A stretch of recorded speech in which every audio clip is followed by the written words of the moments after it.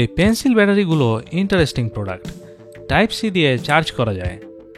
আমার প্রথম চিন্তা ছিল যেহেতু এগুলোতে কিছু এক্সট্রা সার্কিট আছে, সো ক্যাপাসিটি নিশ্চয়ই কিছুটা কম হবে। এগুলোর ক্যাপাসিটি 1700 mAh এর মতো। আমি নর্মালি যেসব ডাবল এ ব্যাটারি ইউজ করি সেগুলোর ক্যাপাসিটি 1900 থেকে 2400 mAh এর মতো। এগুলো আমার চার্জার থেকে 1.5 থেকে 2 ওয়াটের মতো টানে। 1.5 ঘন্টা পর্যন্ত সময় লাগে ফুল চার্জ হইতে। বিল্ট ইন কেবলে একসাথে 2টা ব্যাটারি চার্জ দেওয়া যায়। তবে আমি ভাবলাম একসাথে যদি সবগুলো নর্মাল ব্যাটারির মতো চার্জ দেওয়া যেত, বাট এভাবে এগুলো চার্জ হয় না। তবে এগুলো কেনার পরে চার্জ অবস্থায় আসে।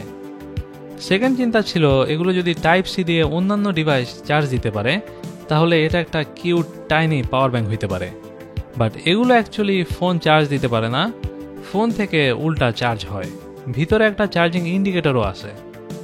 সো এগুলো যে কোনো চার্জারে চার্জ করা যায়, 1200 বার পর্যন্ত রিচার্জ করা যায়, আর 3 মাস পর্যন্ত চার্জ ধরে রাখতে পারে। প্লাস দামও ভালো রিচার্জেবল ব্যাটারির চেয়ে কম। অর্থিত প্রোডাক্ট।